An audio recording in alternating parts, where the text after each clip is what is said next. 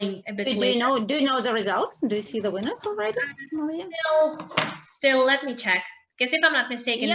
Yep, I know them. Okay, so please announce them. Okay, so the winner today, I want, first of all, is it Flight? Flight is the winner. But let me just start. So Storybolt with 3.8 is the third place. Congrats.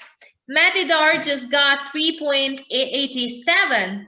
So it's the second place. And Flight today is the winner. Dan, congrats. You are. Congratulations. Wonderful. Thank you so much. In North America in 2021, first battle this year. So really congrats to you. But also I actually want to actually congratulate, I think, everyone, because taking into account your presentations, taking into account the solutions which you're actually offered to solve some kind of problem, these are very interesting. And moreover, also want to congratulate the second, the third place. Nevertheless, I think that everyone today, I hope that everyone today was really excited about our battle. And I hope that, and I think that you will be excited about our next discussion. But again, Dan, congrats. Flight is #1 today. You'll automatically will get to the finals, which will be taking place on the 18th of February, very soon in 2021. Yeah, thank you, Maria. Alexander, would you like to say a few words to our winner and tell what opportunities does the winner has with our ecosystem? Oh, that's very interesting. Yes, usually we invite the winner of Unicorn battles not only to the final, but also to our VC House Marine, where VCs can more closely look at the startup and talk really more. So congratulations, you will be invited. Thank you so much. I'm very grateful for the opportunity. Thank you. That's really good. You deserve it. Okay, let's move on. Can we have poll results back? They jumped into me a little bit earlier. Okay. So health tech, haha. Not a surprise, right? Yeah. Most of you invested in health tech, and then goes AI, which Gary likes very much, and e-commerce. Okay, wonderful. Thank you all for sharing your thoughts, and let's talk a little bit. Why health tech?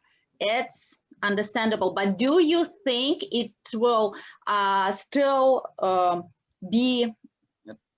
will we keep the pace in 2021 with us? Will health tech grow as much as it did over the last year? Please share your opinion. Here you can jump right in. Yeah, this is Gary. So, I mean, think about this digital transformation that's taking place and the need, right? The need for us to do drug discovery in an entirely different way, using artificial intelligence. So we don't have the bench time, but we can get things out to market very, very quickly. So I believe what's happened at the beginning of this decade, we fundamentally changed the way that we're going to be doing business, that we're going to be discovering drugs and health tech, all kind of ways. The net is we're going to live a lot longer than we have ever lived before. The target now is from 120 to 150 years.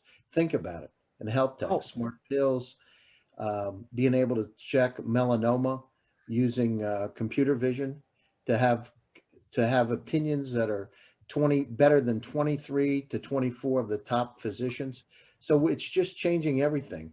You know, it used to be, if we look at a health tech perspective, that we'd have a physical once a year, but imagine being able to understand what's happening with your body all the time and have an intelligent assistant across the board to guide you.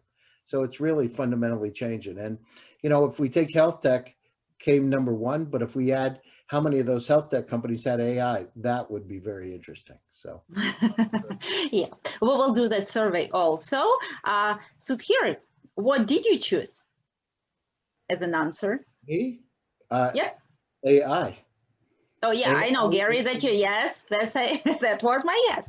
Yeah, but I wanted, I saw Sudhir unmuted himself. I wanted to hear his opinion. Well, There are probably some. Okay, who can tell me? So Also, I agree with Gary. We invested in health tech that had the AI component, and I think that that's really what's fueling the healthcare. Is the interest in healthcare is the ability to turn in results much quicker, extrapolate out outcomes, and that's, I mean, obviously it's the timing. Things are becoming much more efficient, and I think that the AI is really fueling everything, and not just healthcare. Yep, absolutely. But will still stay with us through this year, 2021, or should we expect some maybe I don't know, new startups and new industries rising up? Well, Anna, look at around us, right? There's around the world about 40 zettabytes of data. So a zettabyte, so if you look at it graphically, you would say that if we stack CDs one on top of another, it would go 29 times back and forth to the moon. The challenge is it's grown at 62% per year. So we are in a state, as Alvin Toffler said, of infobesity. Each one of us. How many times, even in your own personal side, have you said, I know that email exists or that PowerPoint presentation, but you can't find it because you either forgotten the keywords or the location, whether it's a Messenger, WhatsApp, Google Drive, Dropbox, but it's crazy. But those are the challenges. So these new, not smart, but intelligent assistants are needed to be able to change our lives from semi-supervised to unsupervised artificial intelligence. Okay, thank you, Gary. Jordan, Anna, what did you pick? Health tech, fintech, and some in space. But health tech, you asked, health tech would probably have 3 or 4x the amount of investment. COVID has made health tech a survival element for many countries and many people. It's no longer nice to have, good to have, a must have. It's a survival. It's a do or die. I think the evolution of health tech outside the bio, outside the pharma, outside the vaccination has put the issue of health technology on the front line. It reminds me of the first websites. It reminds me of the first anything. Right now, health tech moved from a lot of noise, a lot of confusion after or during COVID to there is no option. We've got to make health tech like having electricity, like having water, like having anything. Not because we care about people, but because we have to have it to survive as people. So I suspect substantially more investment in health tech. With respect to AI, I don't look at any company as having AI or not having AI. AI is like wheels on a car. Any software intelligence, you gotta have wheels, you gotta have AI. So I'm a big proponent of health tech. I think space tech is coming of age in the next 2 years, and without making this a big deal, the commercialization of space engagement is going to create substantially more wealth and value for those who invest in it. So I'm a big one on the space. Gary, I agree with you on the AI piece, but I think AI is no longer AI. It's like ink in a pen. If you don't have ink, then the pen doesn't work. If you don't have AI, then your solution is kind of lacking. Jordan, are you planning to fly to Mars? No, because I don't want to eat those potatoes in case I'm stranded. So I'll have that happen for the next generation. I see. Frederick, please tell us from the corporation side of you, what was your choice? What do corporations nowadays invest in? Yeah, we invest a lot in, of course, in clean tech or green tech, and alternative fuels. So that's an interesting part because we committed to bring down our CO2 emissions, and that's the whole oil and gas industry doing, So we're moving heavily into finding both new ways of, because we know there's an end to oil, so we need to find some new businesses, and that's where everything from, if you look in Europe, offshore floating wind, hydrogen, solar, floating solar is a big thing coming up now as well, So there's a lot of things happening there actually. But however, it's also interestingly enough, you had an option that you could go for, as Jordan alluded to, the space tech. And actually, there's a lot of things happening in space and connected to space tech that is, I think, is going to be huge. Maybe not today, but it's happening. A lot of things. There are lots of investments.